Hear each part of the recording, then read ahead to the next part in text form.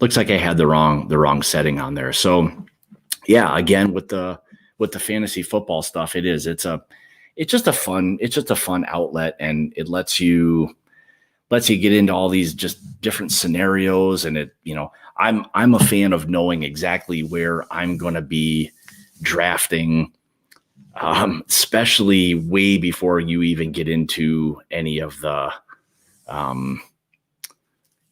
like some of these guys do these leagues where they don't know where they're going to draft or what position they're going to draft until an hour before. And it doesn't really let you, prepare very well for any of that. So, all right, good. So, Will, I wasn't sure. I think I had selected the wrong setting for the YouTube stuff before. So hopefully that'll kick in and give a few other people a chance to pop on. So yeah, it was just so what I wanted to do was just talk a little fantasy football, have a couple of drinks. So hopefully everybody will.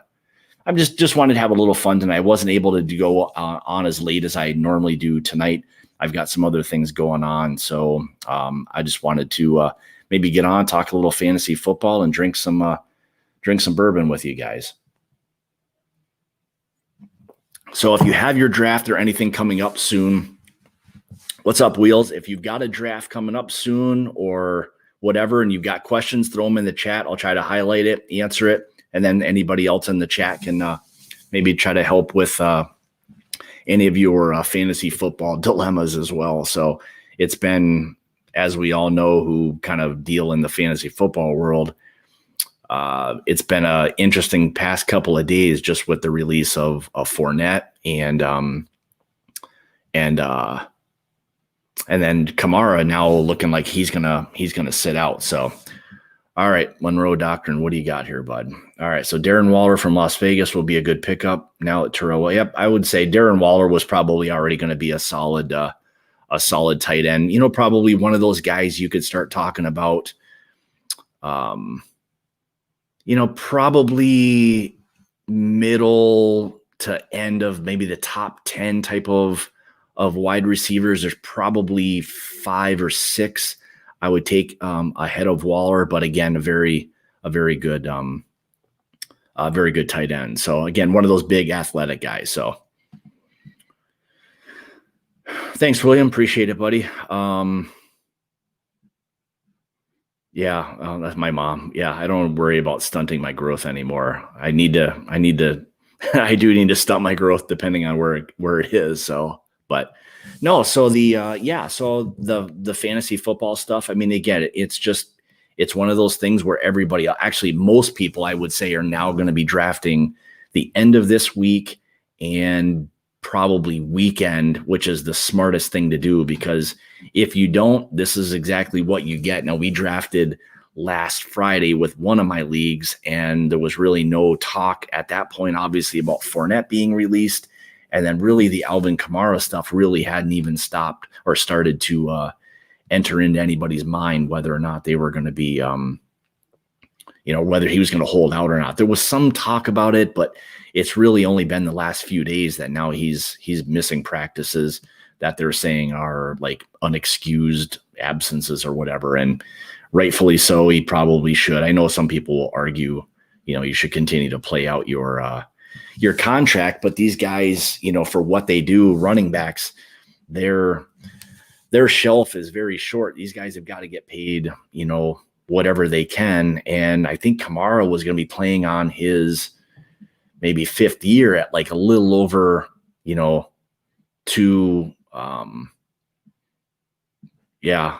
This guy, Josh Ilgaman, this guy knows nothing about fantasy football. So don't anybody listen to what he has to say. So you definitely don't want to draft Kamara right now, especially in I don't know, maybe even probably your top 10, 12 picks. It's going to be one of those deals where it's going to be very, very difficult to spend that kind of, I don't want to say money, but, to draft a guy that you may not even, who may not even play for quite some time. So,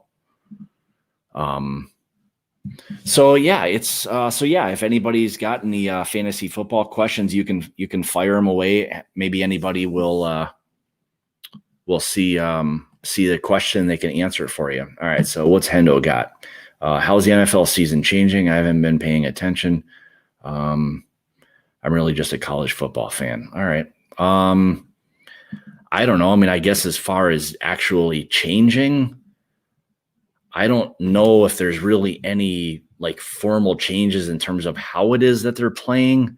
I think there's only going to be a difference in actually now the number of fans that they are going to allow in the stands. I thought it was like maybe, I don't know, 10 or 15,000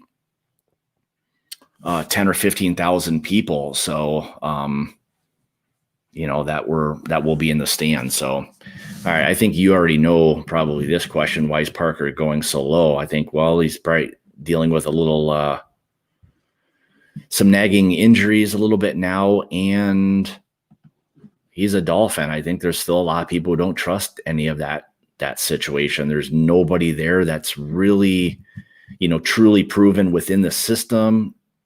Now, again, he had a good kind of second half of the year last year, but outside of that, no, I'm not going to explain to anybody how fantasy football works. You're going to have to go look that up somewhere else.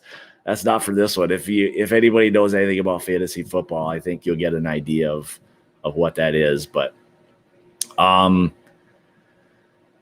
what's Monroe say? Las Vegas isn't going to have fans at all. All right. So I think maybe it's only a select few stadiums then. So I know there was some talk about some or most of these stadiums now having, I could have sworn it was like 10, 15,000 fans like spread out. And I think they're going to like do some kind of lottery system to figure out how the tickets all get dispersed and all of that. So it's going to be one way or another. It's going to be a very interesting season as to how it all goes. So you got it, Mr. Mash and Drum. Fantasy football time. So yeah, I know. Again, with all right, we'll have to give this guy the old timeout or something. Actually, it's one of my buddies. He's just busting you know what. So, all right. So here's a good one. Forrest. Would you trade in a PPR league George Kittle, Clyde, DK Metcalf for Zeke, or do you feel like I'm giving away too much? All right, hang on. So would you trade in a PPR league? I guess if I have Kittle, Clyde Edwards-Helaire, and DJ Metcalf for Zeke, there's no way I would do it. I wouldn't give up that for him. I mean, that's ridiculous. I mean, I'm assuming that's maybe a little bit of a joke. I don't know, but yeah, if you're serious, no. If you've got those three, if you have those three, do not trade them away. If you've got Zeke and you can get all of that, then obviously yes. So let's see. It's going to be like secondary market with Bourbon, but 100 times more expensive. Yeah, it's probably going to be that. Combine fantasy football with fantasy whiskey picks. That's a good one. Yeah, fantasy. I always thought about actually trying to do a league where you get a few people together and just play for, not for money, but play for bottles or something. And the winner at the end of the year gets like all the bottles, kind of a winner take all kind of deal, which I always thought would be something that would be kind of fun. So, but yeah. All right. So anyway, let's see what else we have here.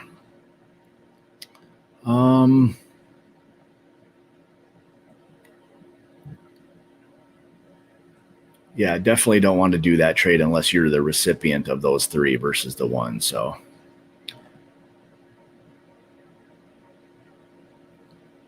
I'm pretty sure, no, he does not go in the top 5. I think you already know that. So,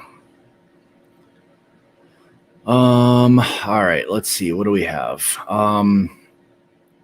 But yeah, I think with everyone's leagues, I mean, thank God I've got one on Thursday night, had one last Friday, got a little bit lucky with getting Dalvin Cook at 9, which I never expected. And then this week, of course, I've got one guy here. So he's probably just trying to see what I'm willing to give away because I draft with him. So I'm sure he's just in here being a creep anyway, like normal, trying to figure out what exactly I'm going to do because it's fairly easy to get under Mr. Josh Hogeman's skin and figure out what he's going to do. So, but yeah, so anyway, so my draft last week, half PPR. So it's a little bit different. So the half and full kind of changes things a little bit. That's a good one. That's a good one from a whiskey standpoint. If I'm the recipient of George Stagg, then yes, I would trade George Dickel for George Stagg. That would be a no-brainer. So, it depends. So Tim, you got to ask yourself, which one are you if you're trading George Dickel for George Stagg, then yes, if you're the recipient of that, that's a bad trade as far as whiskey goes. So some good analogies in fantasy football right there. So, and I would agree, if you are the one getting the George T. Stagg, then yes, every day, twice on Sunday. So yeah, so my other league, so that's just a half PPR. And so I think as far as comparable goes, half and full are very comp. Standard, not a whole lot of people, I don't think, play it as much anymore, but nonetheless still fun. So when you're looking at those kind of rankings, half and full are going to be more comparable than just standard being, obviously non-half or non-full PPR. So, and if there's anybody who doesn't know, PPR just points per reception. So yes, you do. You want to be the recipient of the Stag in that trade. So that's for sure.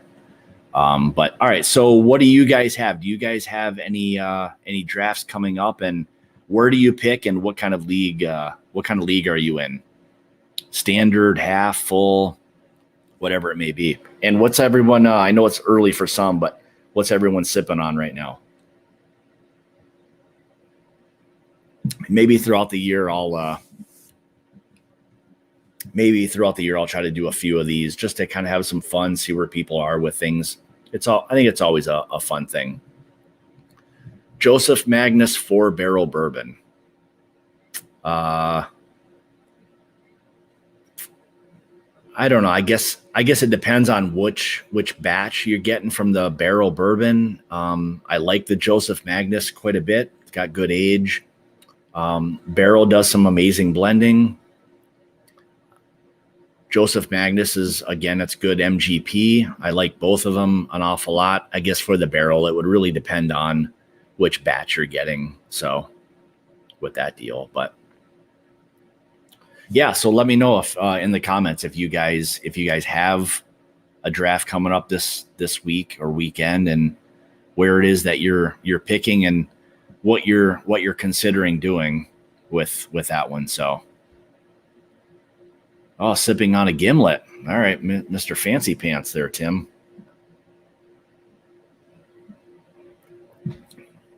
I'm assuming vodka, but we won't judge. High Life. Your High Life tastes great, eh? Oh, now I see. Now he's moved. So Josh Hogeman has now moved from Facebook to YouTube. He can't even get anything right here. Oh, okay. Gin gimlet. Okay, cool. I don't mind some gin. There's some really interesting ones, especially some of the barrel aged ones out there. So Evan Williams 100 tasting great. Won't disagree with you there. I'm assuming the white label, Bottle and Bond, I'm guessing. Great everyday pour right there. That's what you would consider a very solid fantasy football pick in the world of bourbon if you're going with one of those. So, but all right, what does everybody else have? So Hendo, nothing wrong with that. Great one right there, 1920. Perfect. That's a good one. All right, so here's a good one. So I kind of touched on this a little bit a little while ago. So if you had the first pick, would you go running back or quarterback? Running back is a dominant position anymore, in my honest opinion.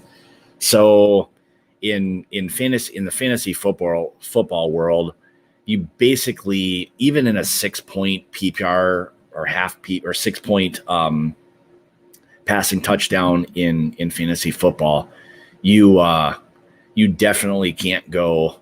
You definitely can't go quarterback early. People do, but the problem is that if you're picking first overall, I mean, it's an easy one. I mean, that's got to be a running back. There's probably a couple of wide receivers in the first round. You're giving up too much value.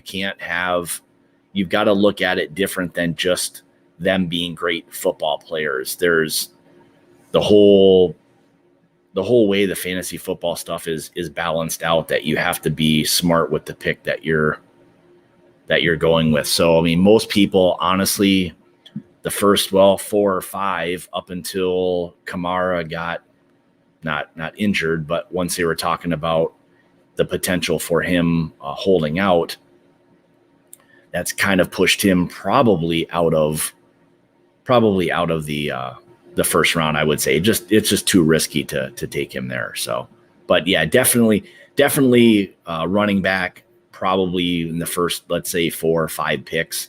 And then as you get into especially half full PPR, 4 or 6-point passing touchdown leagues, maybe as you get into the end of the second round, maybe third round ish, you can start to go with some quarterbacks, basically 2 of them, and that's really it. Then after that, it kind of falls off on all that. So, what do you got here? All right, so you got the E.H. Taylor. The other day, that's the Tom Brady equivalent. Yeah.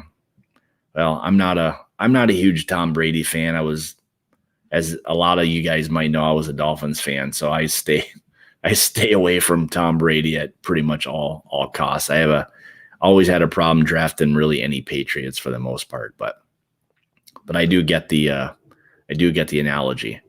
Let's see. So what do you have? Josh Jacobs might be biased a little bit. All right. So, I mean, this could be one of these guys now with Kamara falling off. This could be one of these guys that starts to creep into top 10, probably top 12 consideration.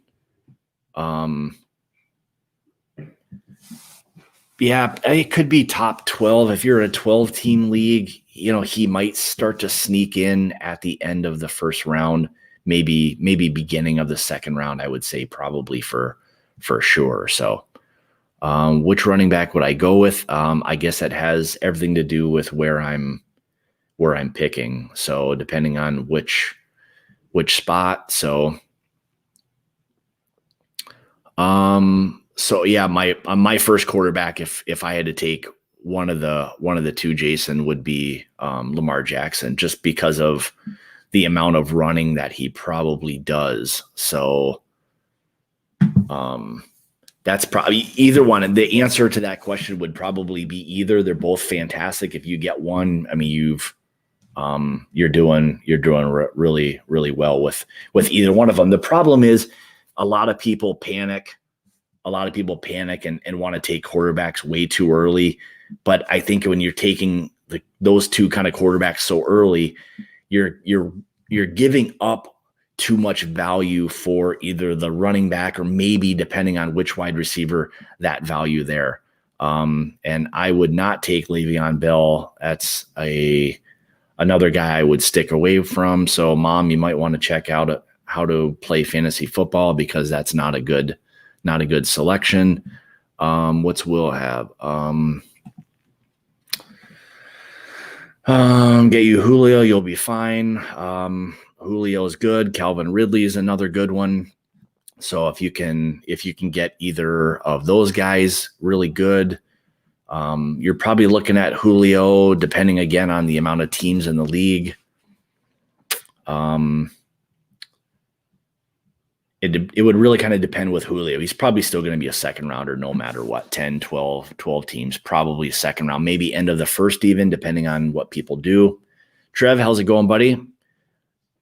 If you play a little fantasy football, throw in some questions. Let us know where you pick, who you're considering picking, all of that. And then, also Le'Veon Bell is not a Pittsburgh Steeler running back anymore. So, again, a little more research there. What else we have? What do I think about the situation in Arizona? If you're talking about the wide receivers, then I think they're probably going to be doing a lot of throwing the football. I mean, that's my guess. People keep saying that they want to talk about getting like 3 wide receivers, possibly 1,000 yards plus. That's going to be a really difficult one. I mean, now with, you've got DeAndre Hopkins, you've got Christian Kirk. Who else am I forgetting? Larry Fitzgerald. Come on. So there's a lot of hands to kind of go around to get the ball to, and they still have to feed the running game a little bit, but Cliff Kingsbury, I think he's a little bit of a slinger, so I think he's going to want to throw the ball a little bit around. So Kyler Murray, again, I think that's another really good quarterback. Hopefully we'll have a nice year this year. But there's Arizona situation. Again, they get to play indoors for half of their games, so you've got great weather conditions. So there's all those other factors to see and to kind of factor in as well. So that's another thing I think you have to kind of take a look at is the schedule that guys are dealing with, and where you're playing, when you're playing. So cold weather games, potentially indoors, outdoors, a lot of those things kind of factor in. So Cliffy, how's it going, buddy? I know it's a little early out there by you, and I didn't know if maybe you played any fantasy football. If you do, jump on board and have some fun with it. But so, I think, again, there's so many, factors and variables and all of these different things that kind of play into who it is you take. And I mean, I've got Ravens, they're going to have a very good football team this year. So, well, thanks for jumping in. I appreciate that. So I know you're a West Coaster, so it's still a little bit early, but thanks for jumping on for a couple minutes. So, but that's the one thing with fantasy football. There's so many factors in what it is you do and who you choose and where and when and all of that. Really, I would say most of the guys who do really well with fantasy football understand a lot of the guys that are in the a lot of the guys understand that the middle and end of the draft is where you really can score some solid value. So that's where you really have to understand the fantasy football world. So as for Bourbon, the 1792 Bottle and Bond is pretty solid. I picked it up actually the other day.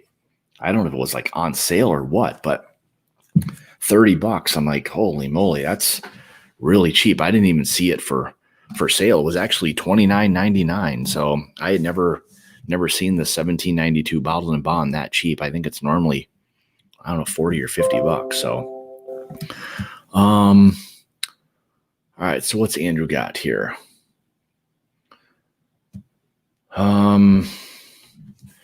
So here's my thought on some of these, like David Johnson for me, is a bit scary. I don't like the fact that he's getting a little bit older. He's been a little more, he's kind of, he's been banged up quite a bit in the last couple of years. So those kinds of things start to kind of scare me away from some of the older running backs. In his heyday, even going back probably now 3 years with David Johnson, I mean, he would have been, probably a first rounder at the time. But now he's a guy that I probably will stay away from, only because of where he's getting drafted. A lot of it's been maybe in that 4th or 5th round, I guess, depending again on your league and how many guys are in the league. But for me, David Johnson's just a little scary. I don't like the fact that there's a lot of wear and tear on the wheels. He's been banged up quite a bit.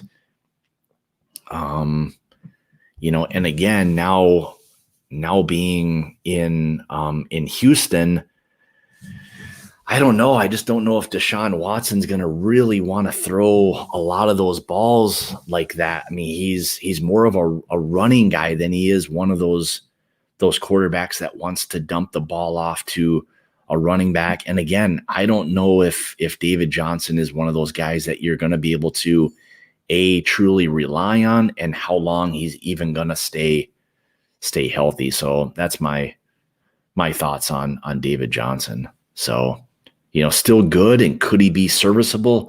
Yeah. The later the draft goes and the longer he goes, the value becomes much better. The risk becomes less because of where he's being drafted. But for me, I would say if he gets outside of, round 5, that's probably a good value for him at that point. So. Yeah, I saw Sam. I only saw a little bit of it the other night. I know she had a few too many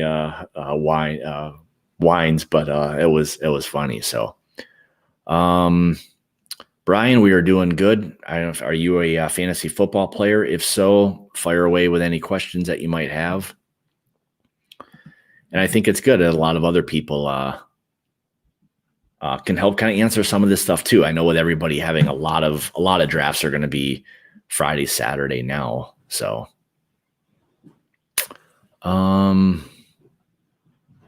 yeah, so that's just, Bill O'Brien, the guy. I mean, I don't know if there's I think he's a good coach. I think he's a horrible general manager. Some of the things that he does, I just don't get.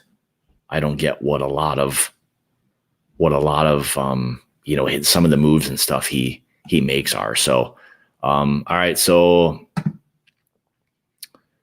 very good. That's a hell of a pickup right there, especially if no one drafted him or if you were able to get him a little bit later, that's now becoming a fantastic, value. It's really looking like he's going to potentially be a pretty good holdout. So there are some off waivers. Holy cow, he didn't even get drafted. Brian, are you in a 10 or 12 team league? I mean, even in a 10 team league where there's still a lot more talent, that's crazy for him to not have been drafted at all. Well, whatever. You were the smart one to get a hold of him. So because for a guy like that, I mean, if Kamara's out, and he's more than likely going to be the bell cow there, and everyone's pretty much seen what he's been able to do for several years. So, I mean, he's just a good, solid running back who not only runs the ball well, catches passes, all of that. So, I mean, that's now a guy that you're going to start to probably see go. Oh man, people will probably panic a little bit. So I mean, he could start to be, maybe that 5th or 6th round kind of guy, maybe even a little bit earlier, depending on what people, kind of do.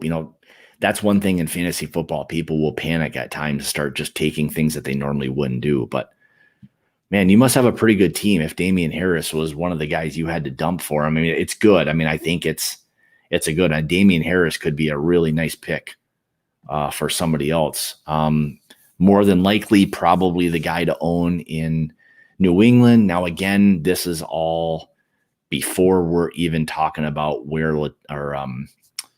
where Leonard Fournette ends up. So, I mean, that could very well be, Patriots, something like that. You've got to take into consideration some of the teams that probably need a veteran. And then also have some, injury concerns like the Bears with Montgomery having that, I think, hamstring issue.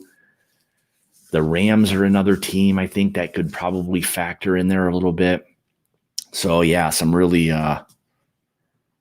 interesting spots at Leonard Fournette. You just hope he doesn't end up on one of those teams where, he could potentially block somebody else that you've picked and, could help to kind of overshadow that a little bit. So, all right. So I see Brian is sipping on a little bit of the Remus. All right. Good store pick there.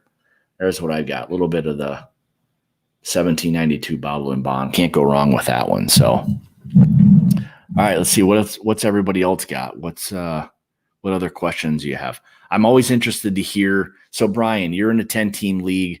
I don't remember if you said if it was either full PPR, half, or standard or whatever. But where were you picking in that draft? What spot or position were you picking from?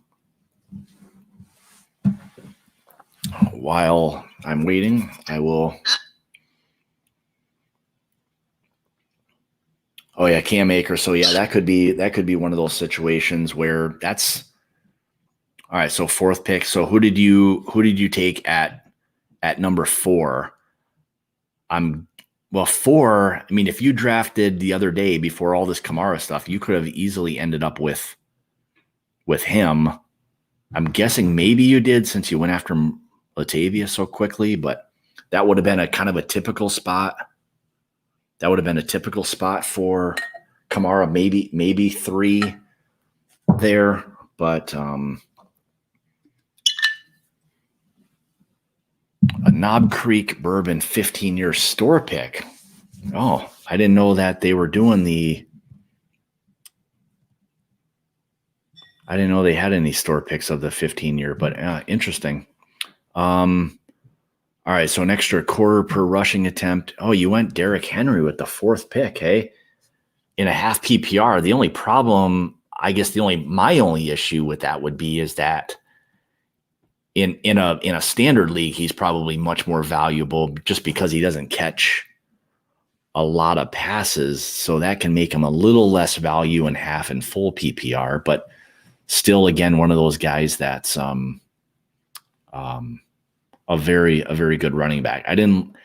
I guess I didn't like the other issue with how he started out so slowly last year and then only kind of got it going with during the second half of the season. So that was a little bit of a concern, but yeah, it probably is a safe floor. So I'm assuming you probably went your first 3 or 4 probably would have been, I guess, McCaffrey, Zeke, maybe Kamara, then Henry, maybe Dalvin Cook was in there somewhere. So yeah, I mean, I guess for me, the way I look at it, it's probably a good floor, and maybe you're trying to eliminate the injury factor as well. I probably before all this Kamara stuff kind of came out the last day or so, I feel like the first 4, maybe 5 were kind of already set in place, but I get the Derrick Henry thing as well. So, but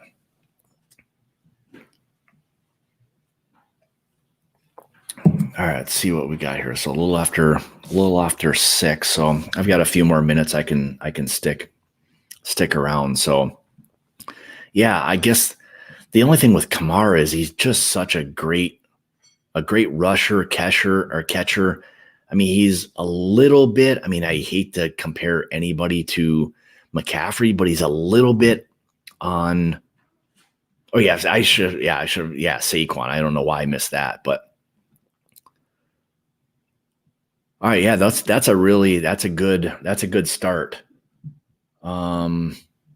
I don't know why I missed Saquon, but yeah, I can see. I think that's why I was thinking the top 4 or 5. Those guys were kind of all set. But yeah, that's a really good start there, considering you got Godwin late in the third round too. So that would have been nice. So you got first, second, so coming all the way back. So yeah, that would have been a nice pick. Godwin would have been a really, really nice pick. I think he's going to get a lot of targets playing in the slot this year, because Brady is notorious. I mean, that's what he likes to do. I mean, his whole career. I mean, think about all of the kind of just, dumps that he would do with everyone that, like, within that 10-yard range. I mean, he used to hit, Edelman and Welker and all of these guys with such crazy amount of passes. These guys in the slot, I mean, they just feasted with Brady, and I'm guessing Godwin will do the same thing. So, Mike, Tua is number one in my heart always. So I can't wait for that guy to hit the field. So as most or some of you know, I'm a huge Miami Dolphins fan and was completely ecstatic to see Miami land Tua in the draft this year. So that was no mystery based on my reaction during the draft. If anybody was watching, and I'm pretty sure, Mike, you were. So that was good. But yeah, so I think I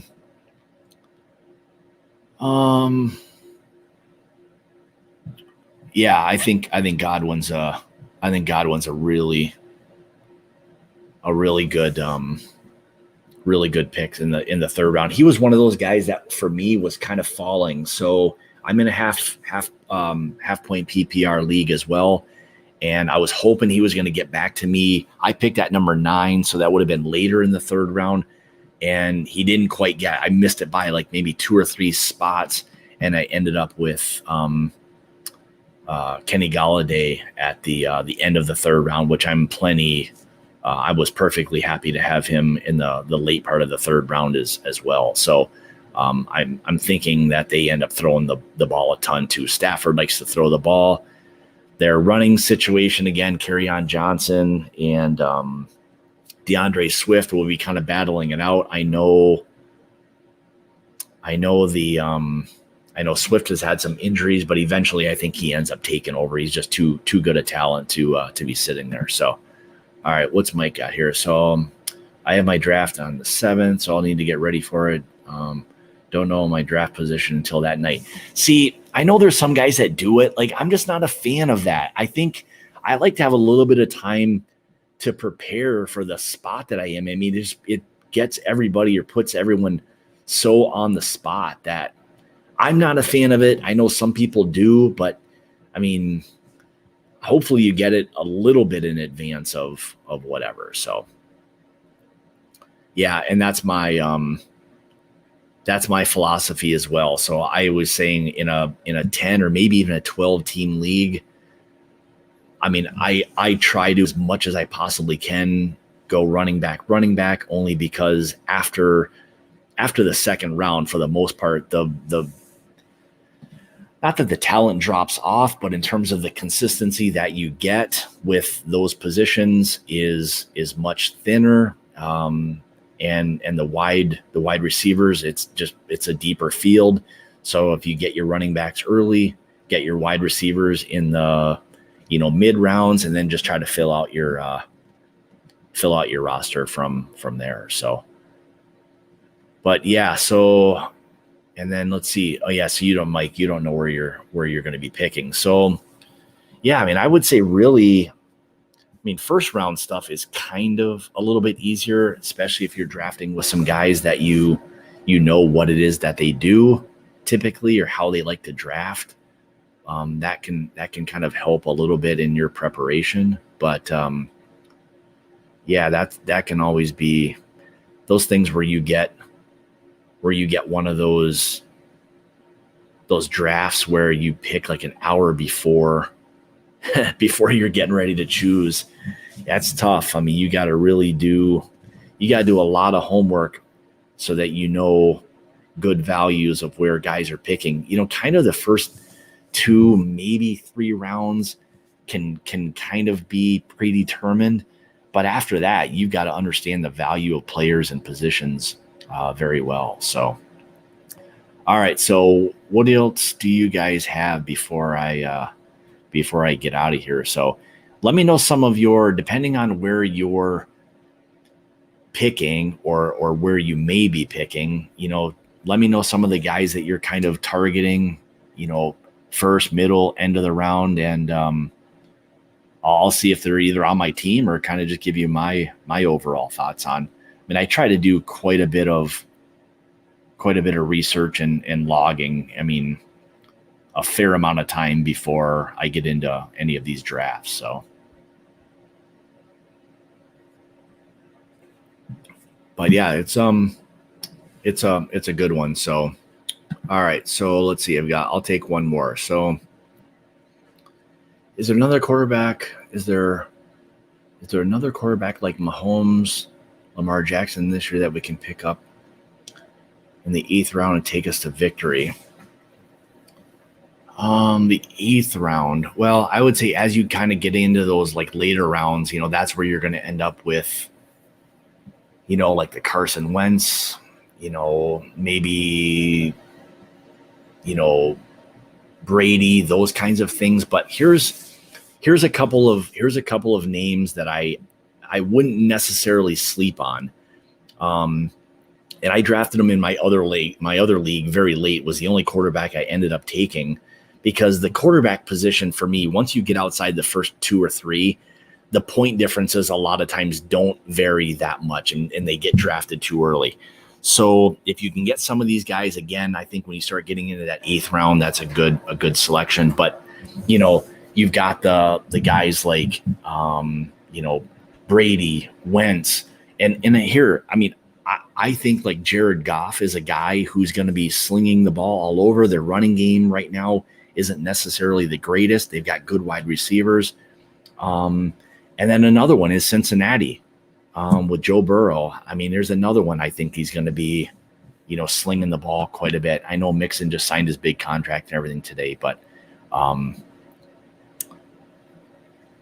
let's see what else. Yeah, Kyler, I doubt you'll get him in the 8th round. Maybe if you do, like Kyler would be a great pick. I mean, yeah, if you can get him there at 8, that would be good. Yep, I like Stafford too. He was another guy targeted, ended up going about a round sooner than I wanted to pick him, so I missed out on him. But again, another one of those guys that I think will be a good one. So, all right, guys. Well, so what I'm going to try to do, I think as the season goes along a little bit, I may try to do some of these and just kind of see, what people are thinking, questions, all of that throughout the year.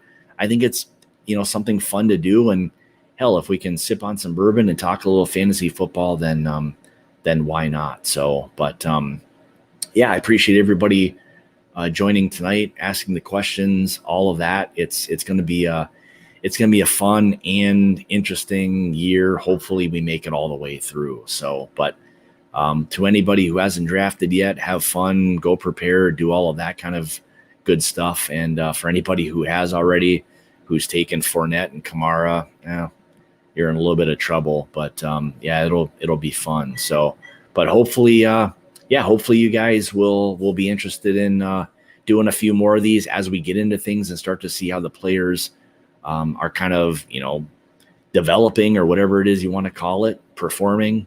Then we'll have other things to talk about. So, all right. So thanks, guys. I appreciate everybody for joining tonight. Had a good time, just kind of shooting the shit a little bit, talking some fantasy football and bourbon. So next week I'm planning on hopefully sticking to the same schedule.